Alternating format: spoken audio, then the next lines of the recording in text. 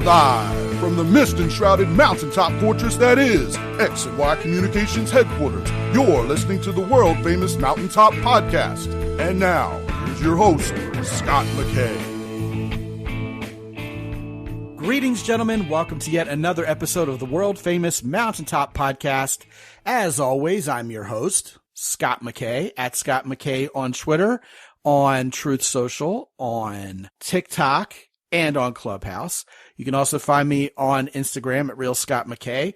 On YouTube, all the video representations of this show and a bunch of other goodies can be found by searching my name, SCOTMCKAY.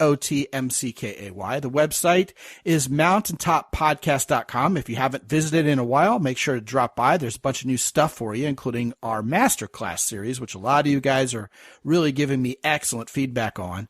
And if you're not in on our Facebook group just yet, well, by all means, join us. We're having way too much fun up there. That's the Mountaintop Summit on Facebook. All right, guys, buckle up. We have a returning guest today. She's one of your favorites. It's been way too long since she's been on the show. Her name is Allana Pratt from Southern California, and she is an intimacy expert. And this is, I believe, her third time to come on the show. And I got to tell you, the last time she was on the show, she started talking about that delicious masculine feminine dance. Allana loves the word delicious, and I love the fact that Allana loves the word delicious. I knew I could just make her giggle in the background by saying that. Yes, you can. And she started talking about the masculine feminine dance and how we as men provide and protect and love to be heroes for women, and that the natural feminine response is to recharge the masculine warrior's batteries, as she said, so that he's refreshed and empowered to go out and be a hero again. And she does that with joy and comfort and fun and playfulness and love and all those things that we live for on weekends that femininity brings to the table and that we as men just love to receive the gifts of. So I have been thinking more and more nowadays about how much of a shame it is, you know, in the literal and figurative sense, okay? The idiomatic representation of things being, oh, that's such a shame, is one thing, but it is actually shameful, literally, that we don't talk about this topic in this manner so much anymore. We've let it slip. This idea of men and women being in partnership, men and women being born to be together, to be partners. And nowadays, you know, people talk about men and women as adversaries. You got the men going their own way, saying that women are no darn good. And instead of holding ourselves accountable as men, we just blame women for all sorts of bad things. And of course, on the women's side, there's plenty of ladies out there who just don't like men anymore. And, you know, a woman needs a man like a fish needs a bicycle, and all these things that really just put men and women in an adversarial position with each other. And I wanted to invite Allana on, and she graciously accepted, to talk about not only the case for men and women really honestly being partners, but how that looks and how that can look moving forward in a world with so many adversarial positions about men and women being apart instead of together. So without anything further, Allana Pratt, how you doing? Oh my God, Scott, I am so happy to be reconnected again. We were sharing before the interview started how we probably have known each other for 15 years. And I think we look better than we did when we met. So thank you so much for having me back. And one thing you don't know, because we haven't talked in a couple of years, I live in Wyoming. I'm no longer a Southern Cal gal. Oh my goodness. So you have gone Yellowstone on us. You've gone all 1883 on us. I have, and I'm loving it. I'm literally, Scott, looking at 9 horses that are on the property that I'm renting. I'm wearing my cowboy boots and my jeans, and this nature is so good for my soul. So, and your name of your podcast, Mountaintop. I'm so sorry. That just turns me on. Just I get all naughty, even just by the name. So I'm like, I'm already in a state. And I think this is going to be a delicious conversation about partnership, as you said. And for me, as an intimacy expert, it's really about that partnership with ourself. We cannot give that to another that we do not have inside of ourselves. So thank you for having me back. Well, what a happy unintended consequence of renaming my show. We're making women horny everywhere. I'm Sorry, That's it turns fantastic. me on. It almost sounds like such a waste that it's a men's podcast. I mean, what are we leaving on the table there? We could be turning on all these women with this show. That's okay. Well, I'll make up for it. I'll super turn all women and it's all good. well, we were visiting via video before we started, and you look marvelous, darling, as usual. And, you said something about we've known each other for probably a decade and a half, which is true. And I said, yeah, we look younger than when we met because we both do look pretty darn good. We look pretty healthy. I've started drinking like a gallon of water a day, and I swear I look 12 years younger a week later after starting that. And you look, of course, radiant as always. Fantastic. It's the truth. And again, that is how men and women talk to each other when they like each other. So it just goes to show you that you're the perfect guest to have this conversation with because we're already having it indirectly. Now, you're originally from Canada, aren't you? True. Good memory. Yeah. Small town Canadian girl. Right. And then you moved to Southern California. And then I moved, and then I moved to Tokyo and then New York and then LA. And now I'm where I live in the middle of nowhere in Wyoming feels very similar actually to Canada. So that's why it feels like home. Now, where are you exactly in Wyoming? It's called Lander. There's one street that has lights. That's it. Fantastic. I love that brilliant? I do. Now, see, I could live in Tokyo forever. I'm so jealous you got to live in Tokyo. Oh, for 4 years. Why, Scott? Why would you want to live there? Oh, that's my favorite city to hang out in the entire world. I just love Tokyo. I don't know about living there and paying the costs and it was living expensive. the lifestyle. Yeah. What did you like about living there? What do you like to do? Oh, I love the speed. I love the culture. I love how different it is than the Western world, yet somehow familiar. The food is second to none. Everything is fun. Everything is full of joy. I love how when you walk into an elevator in Tokyo and press a button, it goes, Ichiban, in a little girl's voice. I just love everything Japanese. A lot of people in Japan love everything America. I think there's a kindred spirit between the innovation and the focus on pop culture in both countries, yet each respective country does it so differently that it is exactly like I said. It's kind of like a dose of the familiar in terms of being a fast urban pop culture center, yet everything is different. It's like an alternative reality, an alternative universe full of different flavored Kit Kats and completely different snacks and kaiten sushi and all kinds of crazy, wonderful things. It's so true. And sometimes it's not just a voice in the elevator. Sometimes it's a real live lady who just tells you what floor we're about to go to and bows at you every floor. Right. For example, here's a great example of Japanese culture is baseball. They co-opted it from the United States and made it uniquely Japanese. So Japanese folks, of course, love animation. Even if you're an adult, you love animated characters. Pokemons and Hello Kitties are a staple of their entire culture. They're even painting their airplanes with it, So you go to a Yomiuri Giants game in the Tokyo Dome, and they don't just have a mascot. 100 of them come out of center field. It's amazing. Do you want to know a funny story? Sure. I have danced at Tokyo Dome. Fantastic. Yeah. Oh my God. It was such a crazy moment when the Jumbotron, you see your face on the Jumbotron. It's a bucket list moment. So yeah. Fantastic. Oh yeah. They have all the techie stuff is 5 years ahead of the United States. They had those air blade things that you dry your hands with in the bathroom 5 years before we did, all that stuff. They also have sex hotels. Did you do that? Well, I'll tell you what I did do. I went and stayed at a pod hotel, and they split my wife and I up, and one of my fellow brethren in the pod hotel side tried to make it a sex hotel with me, which I wasn't necessarily interested in. But I don't know what you're talking about. Oh, you have not. We have to go back. You have to go back. I do. My kids want to go, but I think that would be a bad place to take my kids. I would agree, but you just send them someplace and then you and the wife go off and have a little. See, here's the deal. You can rest or stay and you pay based on in and out in 3 hours or spend the night. And when you walk in, all it is these different pictures on the wall and you push the kind of theme room you want.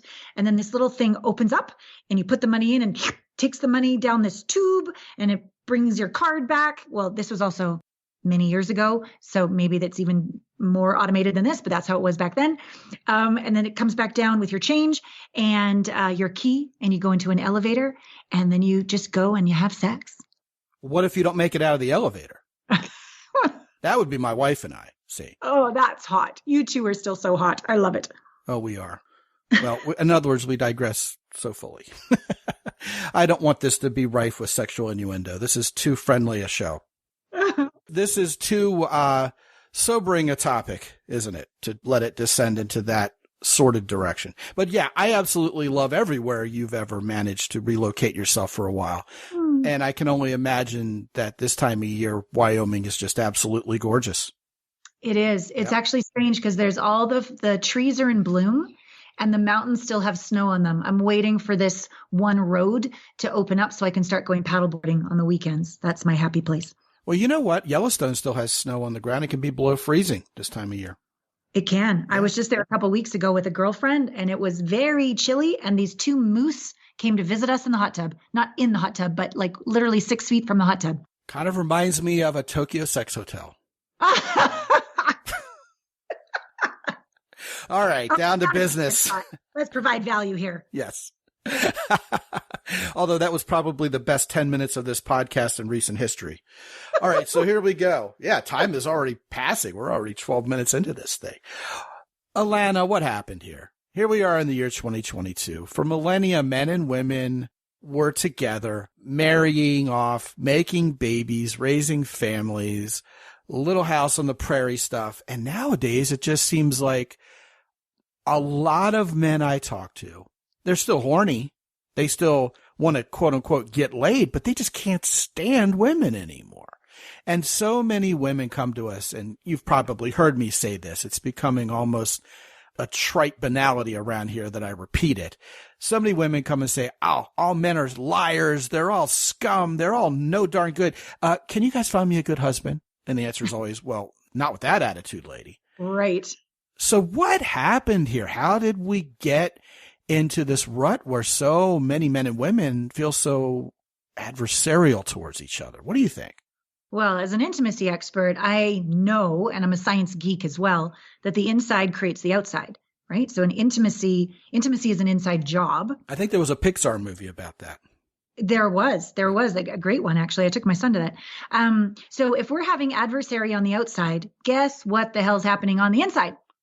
We have an adversarial relationship with an aspect or several aspects of ourself. So for example, if you're like, there's no good men and all the rest of it, that masculine energy of leading and directing and choosing and showing up and stepping up and all of that has let her down in life. But guess who else has let her down? Her own inner masculine hasn't stepped up, shown up, spoken up. She might be adversarial to her own self. Why did you do that wrong? Why didn't you listen to your heart? Why did you say yes when you meant no? Why did you sleep with him? Like, she's actually adversarial with herself, but she hasn't learned how to integrate those unhealed wounds within herself. And so she's blaming herself in the form of blaming him. So when I have people and I work with them, I listen to them. I have compassion. I'm a great safe place to express themselves, be it a man or a woman or a couple that come to me. But ultimately, I'm like, you're actually mad at yourself. You actually haven't forgiven yourself. You actually don't trust yourself. And then they're like, ooh. And I know I've hit the nail on the head when the tears come or the silence comes. Because anybody can just run at the mouth and blame, blame, blame. But it really takes somebody brave who's willing to put on their big girl spiritual panties or boxer shorts for guys, whatever, and really be mature and own it. And here's the key: without self-judgment. Otherwise, we're shaming the shame, judging the judgment. We're making it even worse. So that's what I believe is happening with this adversarial world of relationships, is that we really need to deepen our intimate relationship with self. So much so, Scott, I don't even know if you know this, because last time we talked, when COVID first hit, I sensed, I don't know if you've ever had what I call them like God moments. Like you're going along and then, you've got to do this. It's like your purpose. It's like the universe is whispering or yelling, you must do this. And I knew that there was a huge mental health crisis coming. And I knew if I was like a surfer, I had to get out in front of the wave, get on the wave so the wave wouldn't take me down, wouldn't crash on my business, on my clients, or on humanity. So I started literally what's called a partnering app. We talk about the difference between adversarial relationships or true partnership. I knew that dating apps, in my opinion, are designed to keep people single. They make a profit when you fail at love. And I'm like, well, that's not going to work. I choose to be a company where you become the one to find the one or attract the one you're with so that you keep and thrive with the one. It all starts on the inside first. And that's really about partnership with self. So you can have partnership with your beloved. And you can frankly have partnership with the divine, God, the universe, whatever word works for you. I don't know about you, Scott, but when I don't think the universe has my back, I'm scared. And when I can't hear my own truth, I can't hear my own intuition, I'm terrified. And so that all has to do with this intimacy, this intimate partnership. Well, there's a lot of pure gold in every word of what you just said. First of all, let's just throw it on the table. I'm pretty sure my feminine side personally is a lesbian. Pray tell me more. What does that mean? I thought that would stand alone. Okay, I'll just let it stand alone. If I have a feminine side, she's still pretty much attracted to women. So it's just a little levity there, I suppose. But I do think it's true. Scott, I'm like, okay, we need to analyze this. We need to figure this out for Scott. We got to keep going. That's our Allana Pratt for you. She's already on it. That's why we love you, Allana, among other reasons. Now, listen, I love what you said in general. So let's take the quick responses I have for that first. You're absolutely right about COVID and about the depression and the fear that came from it. Yeah. I believe, and this is me putting my tinfoil hat on, it probably was socially engineered to make people more dependent on a government due to their own fear. But I do believe that people are much lonelier. People have let their social muscles atrophy, and because they've kind of forgotten how to dance, they're now afraid of the dance.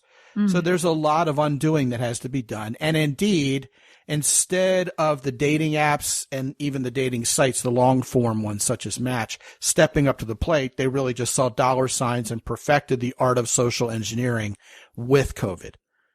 And indeed, men are swiping right on anything in a skirt, or maybe not even in a skirt. And women are thinking that every guy who's swiped right on them has chosen them. So everybody's left holding the bag when we all flake on each other and nobody ever shows up for anything.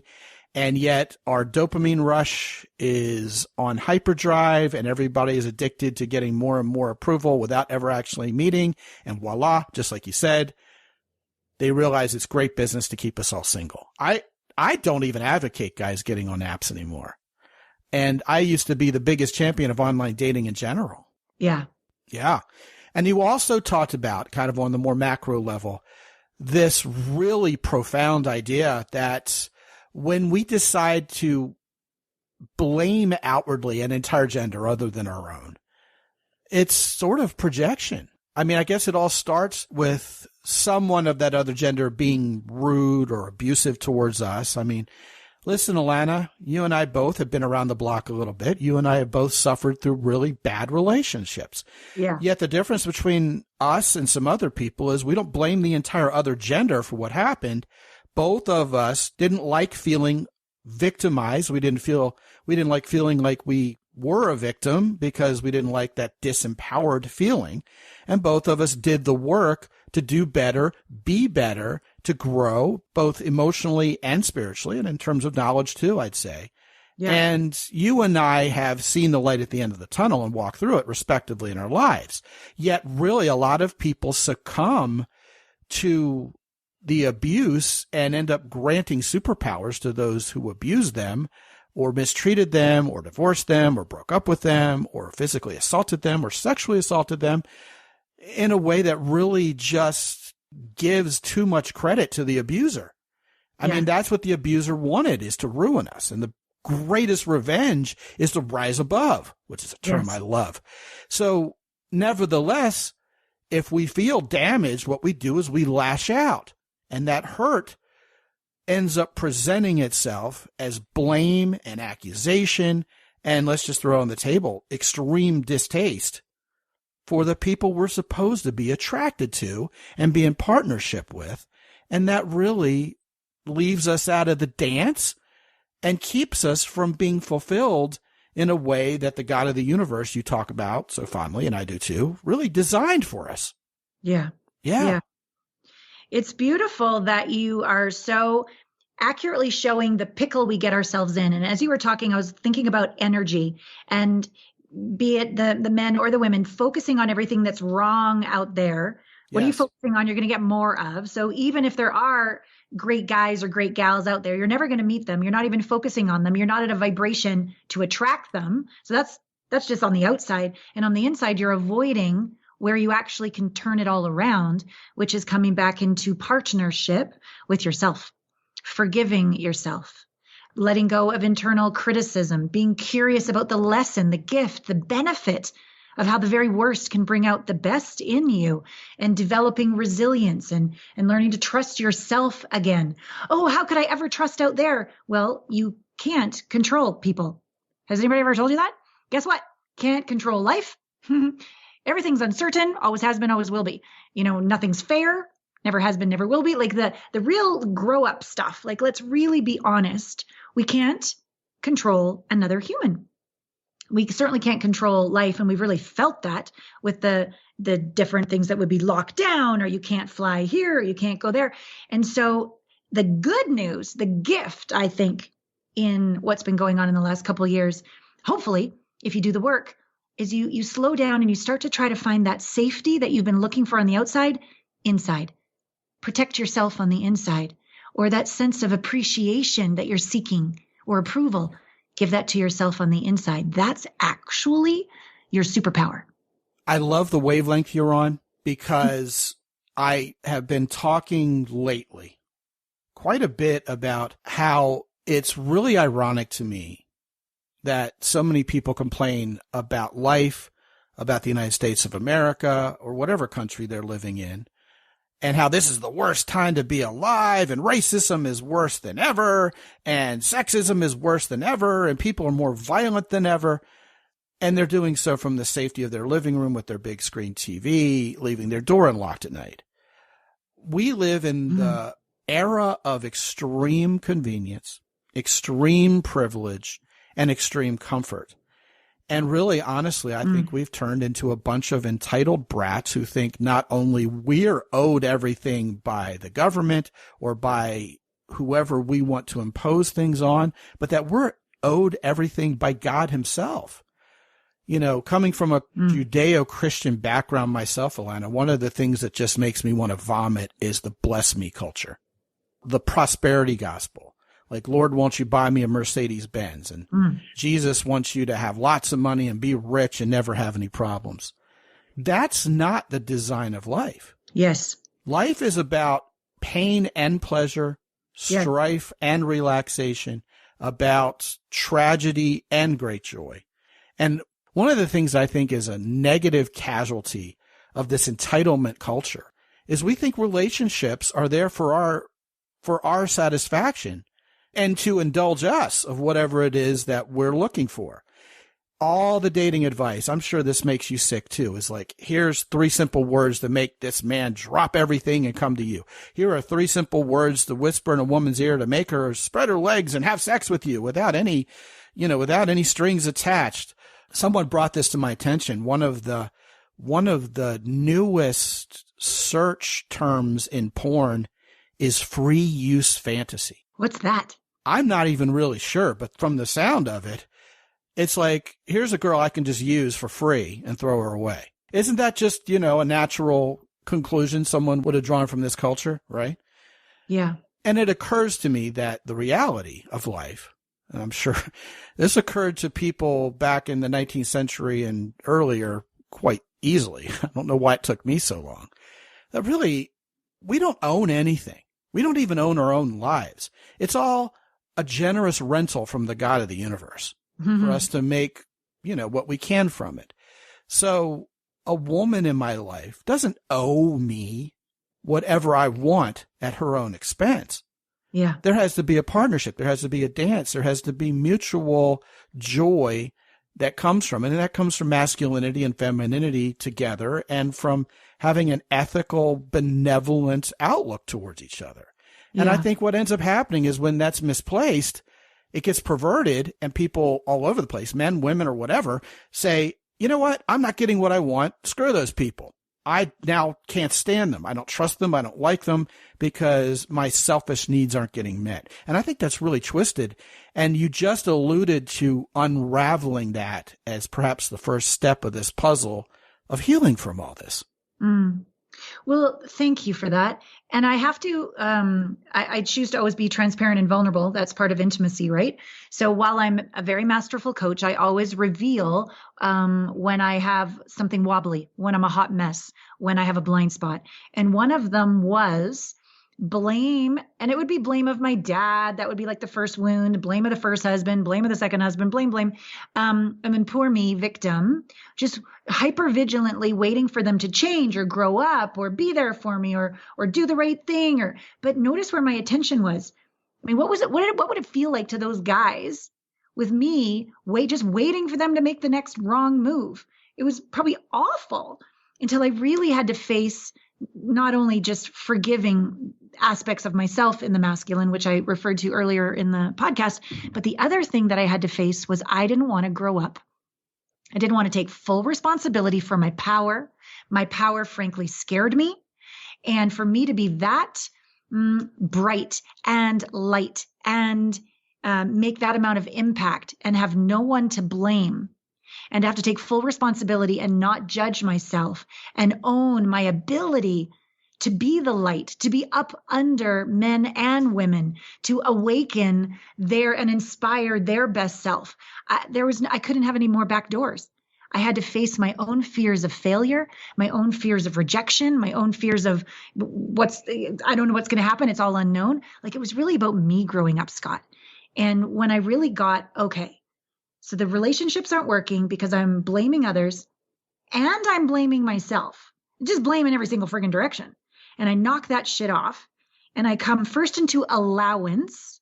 I mean, you can't go from hating yourself to like, oh my God, I love myself. That's fake spiritual bypass. But go, okay, I'm in allowance that I've made some mistakes. I don't like it. I don't prefer it. I choose to do better, but I'm going to stop judging myself. This is literally scientifically measured in coherence. It raises your vibration. When your vibration raises, you begin to turn on the best of your brain. You start to make better decisions.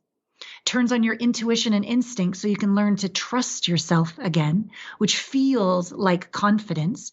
So as we're going in this direction from hatred, self-hatred, or blame of self or others, first into allowance, okay, things start to pick up. You have a little more spring in your step. You start to be grateful for the small things. You're humbled. You're doing the work.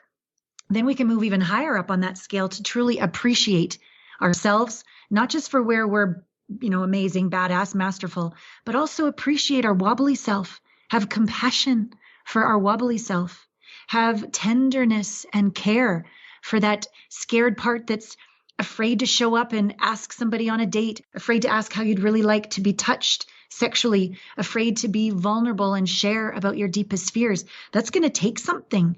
Courage comes from the heart, and that you can't find that when the heart is closed. So by allowance and then appreciation, then you start to have this great relationship with yourself, and then you have that superpower to give your partner. They're feeling sad. You don't judge them or fix them. You go, oh, wow, I'm right here. I got your back. Tell me more. No fixing, no changing, which keeps the libido going, because as soon as we move into trying to fix our partner, we become their mentor or their mother or their father, right? And it's not safe to be vulnerable anymore. So this idea of how to go from adversarial into partnership, we've talked about allowance. We've talked about appreciation, and we've talked about giving that to our partner.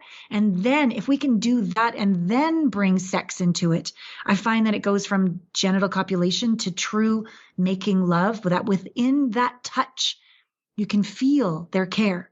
You can feel their lack of blame. You feel safe. And it's beautiful. It takes work. It takes commitment. You can't expect a six-pack going to the gym once. You got to keep going. Got to keep drinking that gallon of water, Scott, right? But by doing the work, the return on that time, energy, and resource is so rich that it just becomes, of course, this is what I do. I take care of myself. I take care of my partner. You know, Alex Allman and I did a show probably a year or two ago now. Oh, I haven't talked to him forever either. That's wonderful. Yeah, good dude. And the subject was, what is true love? Mm. And both of us arrived at the same conclusion. And we're doing so from different directions, which is a wonderful thing about Alex. Love is the absence of fear. So when you stop fearing your partner, then and only then do you truly, honestly, and purely love them. And, you know, I mean, there's a sliding scale here. I mean, can you 100% stop fearing this relationship and the person you're in it with? I mean, that was open to debate, but the less fear, the more love, more true love can come through. Mm. And one of the things that I found very interesting that got me to thinking while you were waxing poetic on all of this, as always, Allana, it's this idea of a woman not being able to be your lover and your mommy at the same time. And if she's having to mollycoddle you, it's because you're not manning up. You're not showing the masculine. And she's having to kind of encourage you to do that. Be the hero, be the provider and protector. So she feels like she's got to rescue you or somehow fix you, to use the exact word you did, then something is out of balance in that relationship. And then the man is going to feel insulted or disrespected because this woman who's supposed to be his lover is turning into a mommy figure. But then again, the woman would see no choice. That's what she feels like she has to do. That feels like the position she's been put upon. And yet you delineated so many nice steps to getting over ourselves as men and leaving some room for that woman's love and her femininity to shine through by curtailing the self-talk that's so negative, actually forgiving ourselves. Because we as men, Allana, as you know, can be so binary. It's either on or off. We're bad or we're good. We screwed up or we succeeded wildly. And a lot of that gray area helps us to relax into, well, to bring this full circle, seeing that I don't have to own and manage and dominate every single thing in my life. Some of this really is a rental. It's out of my control. And even the likes of Jocko Willink and these big tough guys will say, hey, you know what? If you want to practice what Jocko would call extreme ownership towards a situation, instead of blaming everybody else, taking full responsibility for it. And he's very military as he talks about this. He talks about it in a very different way you do. But you have to figure out what you legitimately don't have control over. I mean, for example, you cast your ballot for president, someone wins the presidency and someone loses it. It could be the guy you voted for or not. But you can't overturn the presidency no matter how much you squeal about it on Twitter. What are the things in my life that I do have agency over? And just like you said, I can't control another person. Hell, Allana, you and I can't even coach another person. I'm sure you've had people come to you saying, hey, make this person treat me better or make this person want to go out with me. And you can't do that. But we can control those things we have agency over. And that is very empowering. And it is also very healing, isn't it? Yes. To know that we can come into this union within ourselves, forgive ourselves, empower ourselves, have agency over thoughts that normally take us out. We can change those limiting thoughts, unhealed triggers or wounds or traumas. We can actually change that. And when we do, it's a confidence from the inside out that no one and no thing and no circumstance could ever take away. And that makes, I think, people sexy, because there you go. Throw any circumstance at them, throw anybody's name calling at them, and they don't lose their center. They don't react. They don't justify. They just be. That's power. That's true power to choose and create an amazing life together. And when you can have two people that do this work, before I would say my relationships, it's just semantics, but I would call it soulmate. And now I would call it wholemate, or in my company, heartmate. So before in soulmate, it was like, I'm half broken, you're half broken, you can complete me, I will control you, and I will give away my truth, anything not to lose you, don't abandon me, and all the drama that goes on when two people aren't willing to take ownership and aren't willing to have their own agency. But then when you get to the next level and both people are willing to do their own inner work, and it's not half and half equals one, and it's not even 1 and 1 equals 2. I think it's like 1 and 1 equals infinity. Beautiful. Because I bet you when you look in your marriage, she awakened or still awakens something in you that was dormant that only she, through devotion and doing the work and work with self and work in your relationship, that you're literally more because of her, and vice versa. And we can have relationships in general, partnerships, true partnerships in general, where 1 and 1 is infinity. The planet is going to benefit. Consciousness is going to benefit. Our kids, everyone is going to benefit. So that's my commitment, that we come into partnership with self and then each other for the good of this beautiful planet. Well, the culmination of this conversation as we draw to a close here, Allana, and this has been a fantastic show so far. How does this look practically when we're doing things right, when we're doing the self-work, when we're forgiving ourselves, when we're opening our heart to the person in our life and expecting the best, and, not Pollyanna-ish optimism, but an informed approach where, hey, I'm a forgiver, not a blamer. And I've done what it takes to be one half of this great relationship so that the sum of the parts isn't 1 + 1 = 2, but infinity, like you said. I think that's fantastic. Mm. What happens? How does this look? What are the practicalities? I mean, I can kind of start this conversation off by saying my wife and I don't insult each other because we don't fear each other. We are looking out for each other's best interests, which makes the other person respond very beautifully to us. We have, if it was ever there is certainly no sense of ownership or jealousy. I treat my relationship with my wife as a gift, not as property, and certainly not her personally as my property.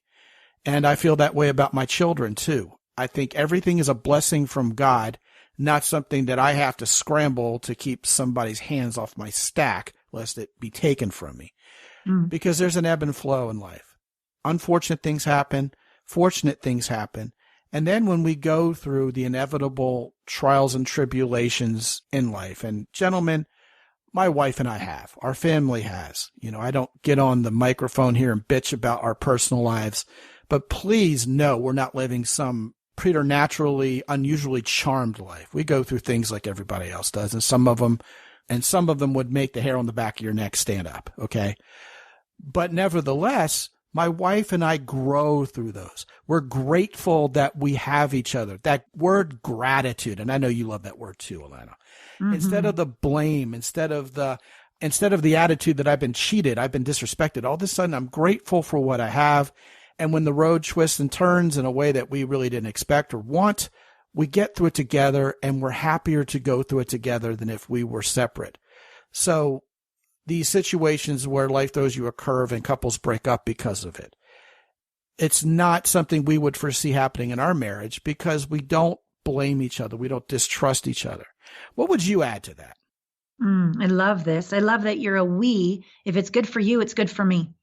If it's not good for you, then inherently it's not good for me. What are we going to do about this? Because we are a team. I so love that. That's the way it's supposed to be. Yes, but most people don't get that. Like, I'm a stand for me and I'm a stand for you, but am I actually a stand for us? Maybe that's the golden nugget, the golden takeaway from this entire show, that you got to stop thinking in terms of individuals and think of a partnership as we. Then it's really hard to blame when you think of it as one unit, because you'd only be blaming yourself, or are you blaming her, or who exactly are you blaming when it's us together? It kind of diffuses the whole concept, weirdly, doesn't it? Yeah. And I think a lot of people maybe attempt that, but in so doing lose themselves. So I'm not talking about losing who you are. It's one whole meets another whole, and then there's a bubble around the two of them. That's the we. So it's by being your best self that you become your best we.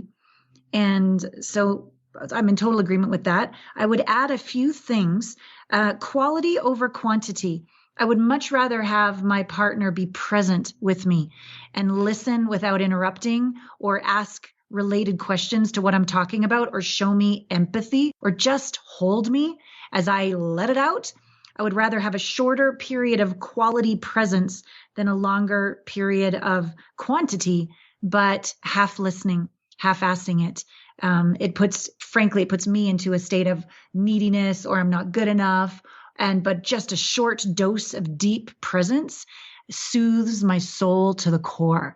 So think about quality, and that your presence is pretty much the sexiest thing and the safest thing that you can provide. And a lot of guys are amazing fixers and solution this and accomplish that and achieve this. And I'm not saying don't do that.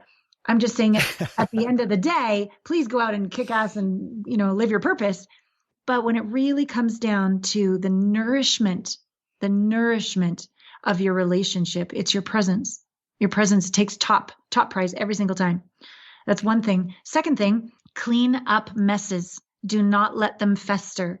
Apologize, and learn to apologize in a way that works, and learn to grow from that so that it doesn't happen again, and learn to receive apologies and not hold grudges. So this whole idea of what does it take to come clean with yourself and with each other, make that a priority, because believe me, if you don't, those will grow and those will take you down.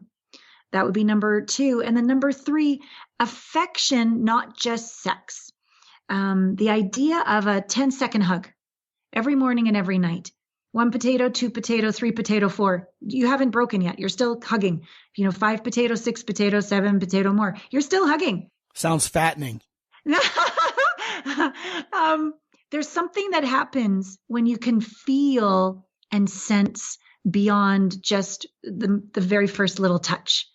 There'll be something unexpressed, but in that longer hug, it'll arise. Maybe a turn on. You haven't really been in the mood, but it'll arise. Maybe there's something that you're sad or scared about. That'll arise. Whatever's true, you've got to slow down to feel. You've got to feel. And these hugs allow you to feel. And I like to end those hugs with something you appreciate about each other. And appreciation, not as a thought, but appreciation, like literally feel it. Science says we cannot raise our coherence with thinking, only with feeling. So you got to practice feeling, people. Not just think about, oh yeah, I'm really grateful that they took out the trash or they were good with the kids. No. What is it like to feel that? It ought to move you. It ought to touch you. It ought to open your heart. And they're going to feel that, especially in a hug. You can feel when someone's heart is open or closed. You can feel when they're present or not. You can feel when a woman's doing a permakegel or when she's open and juicy. You can feel this. So practice feeling and appreciating one another with that 10-second hug morning and night. You'd be amazed at the intimacy and the connection that it provides. That's about as practical as it gets. Allana, whenever I'm asked, McKay, what do women want? My answer has become the same. I'll say, a woman wants you to hold her, tell her everything's going to be okay, and believe you.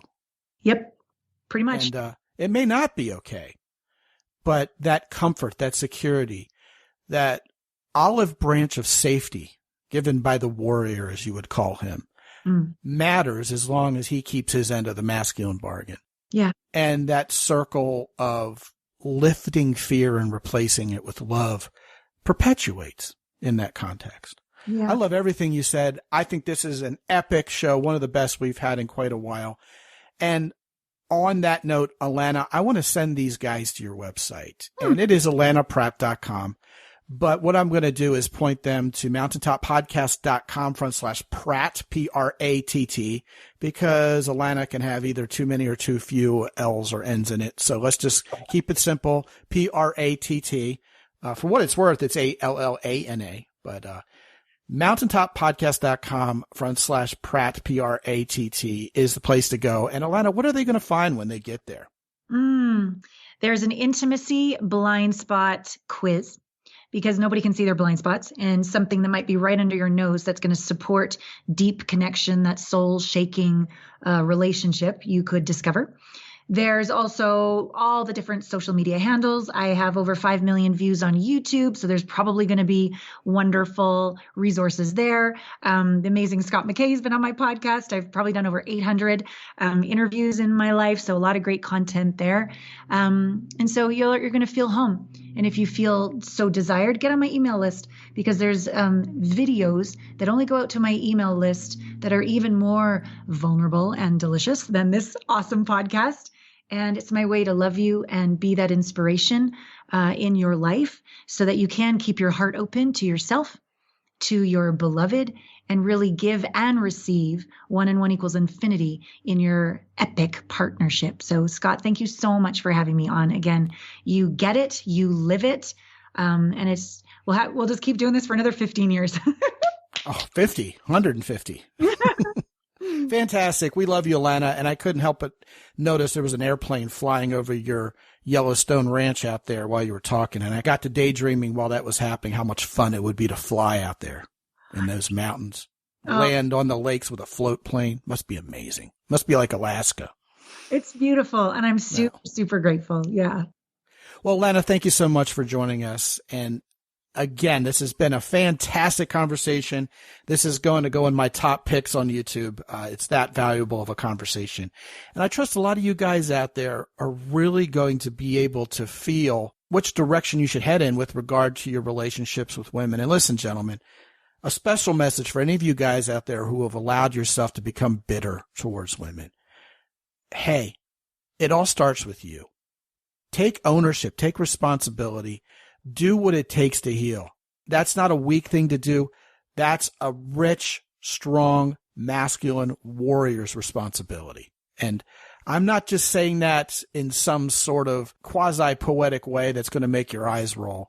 Once you dig into this and start making it happen in your life, you are going to feel more empowered. You are going to feel stronger. You're going to feel less like a victim, and you're going to have that agency over your world.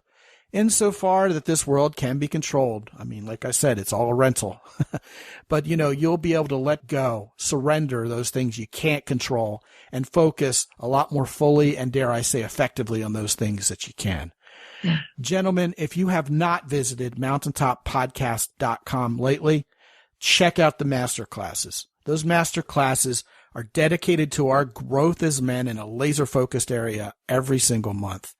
If you feel like you would like to have a coach to walk through this with you, you don't have to do it alone. Get on my calendar, talk to me for 25 minutes for free. If the call goes a little bit longer than that, no worries. But you get on my calendar. If you resonate with this show, with the message of this show, the topics we talk about, I'm probably the right guy to stand in the gap with you and help you reach your goals of being the best man you can be and getting the greatest woman in your life you can get. It all starts at mountaintoppodcast.com, and I hope to see you guys there. While you're there, yes, absolutely visit our wonderful sponsors, Origin in Maine, Hero Soap, and Keyport. Use Mountain 10 when you support any of those fine companies, all of which support our veterans. And there are so many things there for you at mountaintoppodcast.com. You can get lost for quite a while downloading all the free goodies. mountaintoppodcast.com is where it all starts. And until I talk to you again real soon, this is Scot McKay from X&Y Communications in San Antonio, Texas. Be good out there.